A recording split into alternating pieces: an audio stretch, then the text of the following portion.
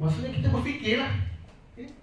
Bila kita berfikir, kita sebenarnya tengah bercakap dengan diri kita sendiri. Kita tanya diri kita sendiri, kenapa? Kenapa macam tu? Baik, kita tengok ayat Quran surah An-Nahl ayat 43. Cikgu nak minta Arash betul baca Arash. Bacakan. Baca ayat ke depan.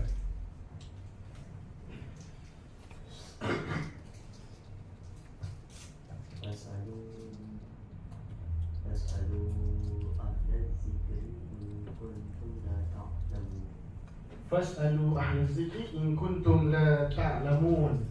Apa maksud dia? Maka bertanyalah kepada orang yang tahu jika kamu tidak tahu. Yes, maka bertanyalah kepada orang yang tahu jika kamu tidak tahu. Sekali lagi Al-Quran mengajak kita untuk berfikir dan bertanya. Kalau kita tak tahu, tanyalah kepada orang lain yang lebih tahu. Dalam kelas ada 40 orang belajar. Semua tak tahu. Tapi siapa yang bertanya pada cikgu, dia yang akan dapat jawapan dulu, dia akan dapat knowledge dulu.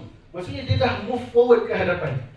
Tindakan bertanya tu dah membawa adik-adik melangkah one step ahead berbanding orang lain. Jadi, jadikan